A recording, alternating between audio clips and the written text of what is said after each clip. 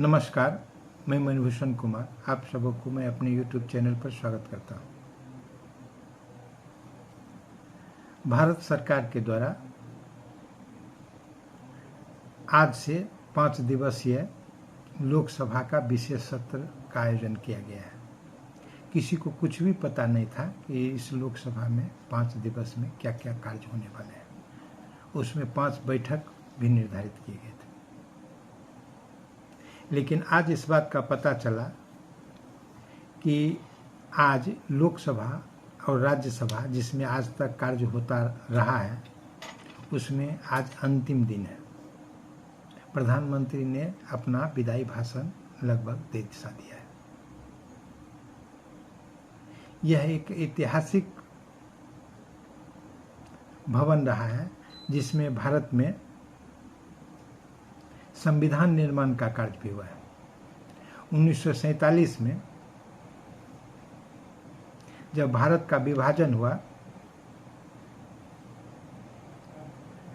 तो संविधान निर्माण के लिए 219 सदस्य रह गए थे। इससे पहले 1946 में 389 सदस्य थे और बंटवारे के बाद जब 299 सदस्य रह गए उसमें 229 निर्वाचित सदस्य थे और 70 सदस्य मनोनीत थे, जिसमें महिला की संख्या 15 थी, अनुसूचित जाति के 26 सदस्य थे और अनुसूचित जनजाति के 33 सदस्य थे। और संविधान निर्माण का कार्य इसी अगस्त भवन में, इसी अगस्त हाउस में संपन्न हुआ था। संविधान निर्माण के लिए 2 वर्ष 11 महीना 18 दिन लगे थे, जिसमें 165 बैठक हुई थी। इस प्रकार यह बहुत ही ऐतिहासिक भवन था, जिसमें आज का सबसे बड़ा ग्रंथ भारत का संविधान का निर्माण हुआ था। इसी में चर्चा परिचर्चा हुई थी, इसलिए भी इसको याद किया जाना नित्यांत आवश्यक है। इसके बाद भारत के आज़ादी के बाद भारत के पहले प्रधानमंत्री के रूप में माउंटबेटन ने पंडित जवाहरलाल नेहरू को शपथ दिलाया था। पंडित जवाहरलाल नेहरू भारत के आज़ादी में 9 बार जेल गए थे और कुल 3258 दिन जेल में काटा था। यह लगभग 9 वर्ष के करीब है।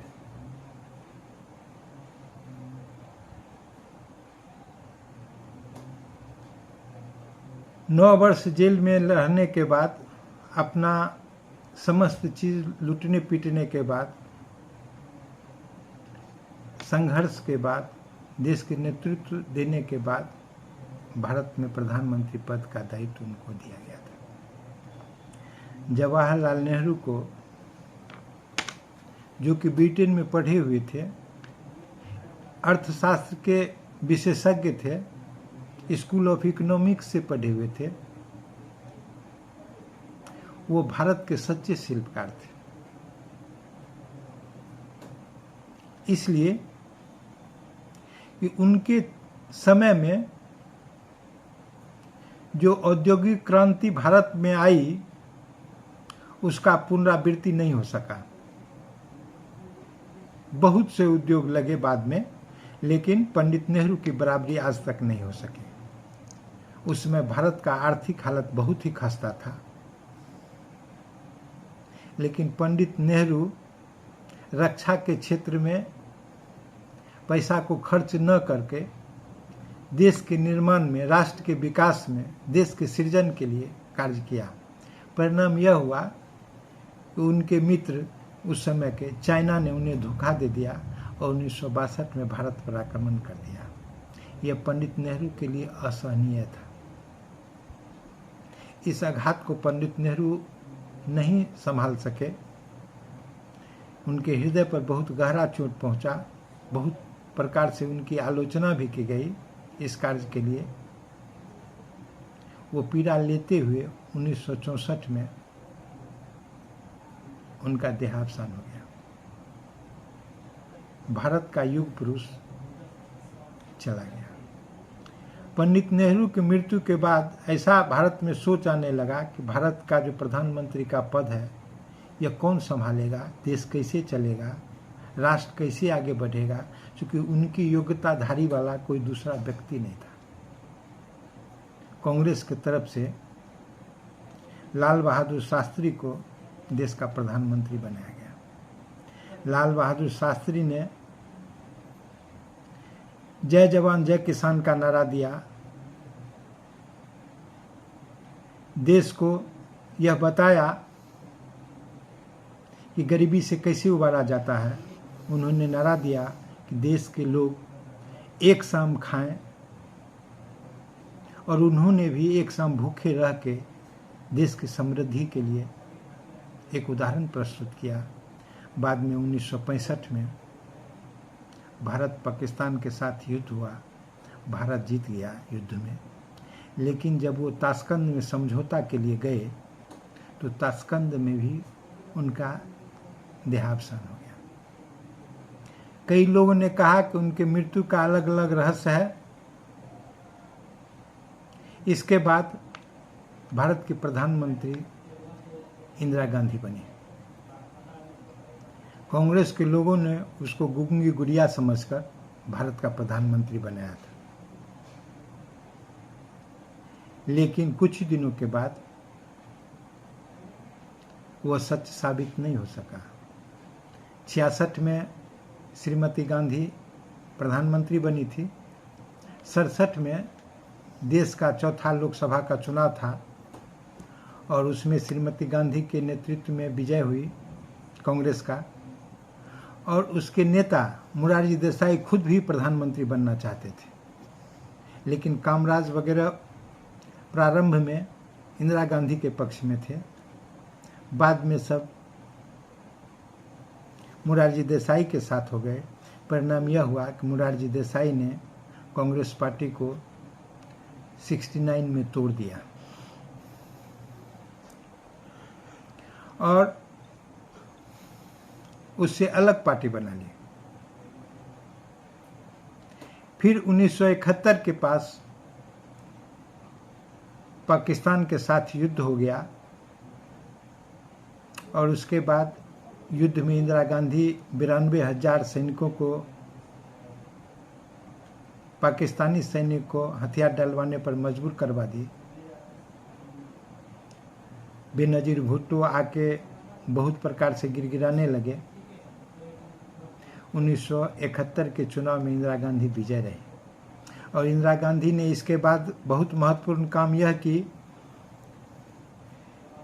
कि बैंकों का सरकारीकरण कर दिया और प्रीवी पर्स को समाप्त कर दिया। कालखंड बढ़ता गया। यह इंदिरा गांधी को उपलब्धि रही कि उसके द्वारा बांग्लादेश का निर्माण करवा दिया गया, प्रीवी पर्स खत्म किया गया, बैंक का सरकारीकरण कराया गया। लेकिन यह समय दूर नहीं आया जब देश में आपातकाल लगाना पड़ा 25 जून 1975 को, और भारत के इतिहास में, संसदीय इतिहास में 1 वर्ष का कार्यकाल बढ़ाना पड़ा। और फिर 77 में लोकसभा का चुनाव हुआ। कई नेता 18 माह का जेल भुगते। उनके कई मौलिक अधिकार का आपातकाल में हनन हुआ, जिसके विरोध में हिंदी भाषी बेल्ट में बहुत बड़ा विरोध रहा। परिणाम स्वरूप श्रीमती इंदिरा गांधी की सरकार जाती रही और फिर जनता पार्टी के सरकार के रूप में कांग्रेस के, पूर्व कांग्रेस के ही नेता मोरारजी देसाई प्रधानमंत्री बन गए। लेकिन यह 4-5 दलों का आपसी एक गठबंधन था, बाद में लठबंधन टाइप का हो गया। फिर उसी को तोड़ते हुए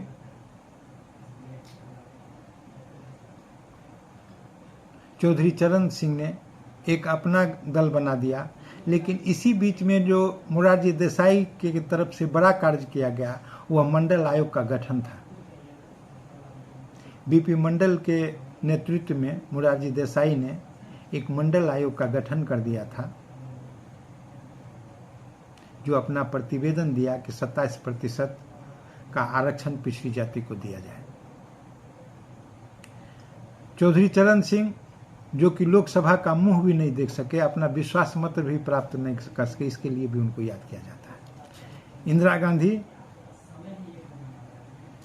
फिर 1980 में दिसंबर के आसपास सरकार में आ गई और 1984 में स्वर्ण मंदिर पर कार्रवाई कर दी। और इस प्रकार से यह उसका ऐतिहासिक पहल था। परिणाम स्वरूप उसके अंगरक्षकों ने उनकी हत्या कर दी। इस प्रकार इंदिरा गांधी प्रधानमंत्री पद पर रहते ही देश के लिए शहीद हो गए। इसके बाद उनके पुत्र राजीव गांधी को, जो राजनीति में बिल्कुल नए थे, पूर्व में वो पायलट थे, अपने भाई के मृत्यु के बाद राजनीति में वो 81-82 में आए थे। उनको राष्ट्रपति ने प्रधानमंत्री पद का शपथ दिला दिया। ये देश के सबसे युवा प्रधानमंत्री थे। राजनीतिक अनुभव कम था, लेकिन स्वभाव से बहुत सरल थे। इनके बारे में कई प्रकार से याद किया जाता है। एक तो इन्होंने अपनी सहृदयता दिखाते हुए, जब पंडित अटल बिहारी वाजपेयी बीमार थे तो सरकारी टीम में रखते हुए उनको चिकित्सा के लिए अमेरिका भेजा। दूसरा, कंप्यूटर का जो क्रांति है, संचार का जो क्रांति है, वह युवा प्रधानमंत्री राजीव गांधी का देन है। इन्होंने अपने सलाहकार सिम पेत्रोदा को अमेरिका से लाकर इस कार्य में लगाया था। लेकिन इनके ही मित्र, इनके ही सहयोगी, जो इनके दल में रहकर इनको परेशान करते रहे थे, जिसमें विश्वनाथ प्रताप सिंह वगैरह हैं, जो इनके पूर्व के वित्त मंत्री थे, इन्होंने इनको चोर घोषित करने का काम किया, भ्रष्ट घोषित करने का काम किया और ऐसा षड्यंत्र रचा कि राजीव गांधी को पद से हटाकर छोड़ा। जो राजीव गांधी को 1984 के चुनाव में 415 सीट मिली थी, वह 1989 के चुनाव में 192 सीट पर आकर सिमट गई। राजीव गांधी ने विपक्ष में रहना अच्छा समझा और फिर नेता प्रतिपक्ष बन गए। बीपी सिंह प्रधानमंत्री बने और उन्होंने, उनकी उपलब्धि यह रही कि मंडल आयोग की सिफारिश को लागू कर दिया। फिर चंद्रशेखर की सरकार बनी 4 माह के लिए। फिर नरसिम्हा राव की सरकार रही। नरसिम्हा राव के समय में आर्थिक संकट था, इससे इनके निवारण के लिए नरसिम्हा राव ने प्रधानमंत्री, बाद के प्रधानमंत्री मनमोहन सिंह, उस समय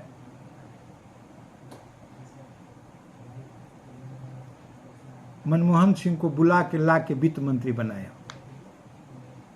और मनमोहन सिंह ने वित्त में बहुत अच्छा काम किया। इसके लिए नरसिम्हा राव सरकार को भी याद किया जाता है। दूसरी तरफ नरसिम्हा राव की सरकार बहुमत की सरकार नहीं थी।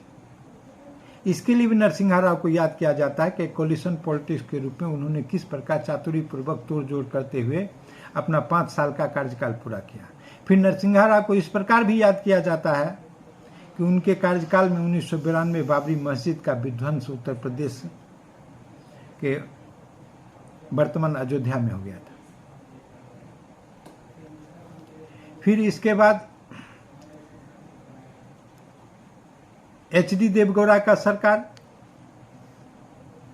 इंद्र कुमार गुजराल की सरकार और फिर वाजपेयी की सरकार आई। तो वाजपेयी की सरकार को लोग कई प्रकार से याद करते। एक तो उन्होंने परमाणु परीक्षण किया, अल्पमत की सरकार होते भी उन्होंने परमाणु परीक्षण करके विश्व को चकित कर दिया। दूसरा, उन्होंने पाकिस्तान का यात्रा बस के द्वारा किया, जो विदेश में कूटनीति का एक बहुत बड़ा। तीसरा, कारगिल पर उन्होंने विजय पाई थी। इस प्रकार से वाजपेयी सरकार को, और आर्थिक मोर्चे पर उसकी सफलता है। आज जो चतुर्भुज सड़क का जो योजना है वो वाजपेयी सरकार के काल का है। उन्होंने नदी जोड़ने की योजना बनाई थी। उनके कार्यकाल में किसी भी प्रकार से महंगाई बढ़ी नहीं थी, इसलिए भी वाजपेयी सरकार लोग याद करते हैं। लेकिन 2004 में शाइनिंग इंडिया को देखते हुए नेताओं ने निर्णय लिया कि 4 माह पूर्व चुनाव करा लिया जाए, 6 माह पूर्व चुनाव करा लिया जाए। परिणाम स्वरूप 6 माह पूर्व वाजपेयी सरकार जाती रही। इसके बाद मनमोहन सिंह की सरकार बनी। मनमोहन सिंह 10 बरस तक भारत के प्रधानमंत्री थे। मनमोहन सिंह की सरकार भी समवित सरकार थी। बहुत छोटे मध्य 145 सदस्य कांग्रेस के थे, उनसे मात्र 7 सदस्य कम भाजपा के थे। और मनमोहन सिंह ने उस गठबंधन सरकार में अपने गठबंधन के साथियों को विरोध करते हुए 18 जुलाई 2006 को भारत और अमेरिका के बीच परमाणु समझौता कर दिया।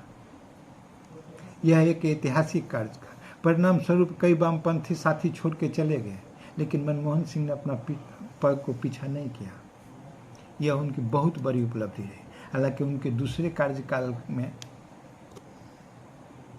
बहुत सा घोटाला उभर के आया। जबकि पहले कार्यकाल में उन्होंने मनरेगा कार्यक्रम चलाया और किसान का जो ऋण माफ किया, इससे उनकी सरकार की पुनः वापसी हुई। लेकिन दूसरे कार्यकाल में इतना भ्रष्टाचार पर चर्चा हुआ कि नरेंद्र मोदी की सरकार 2014 में आ गई। नरेंद्र मोदी की सरकार आने के बाद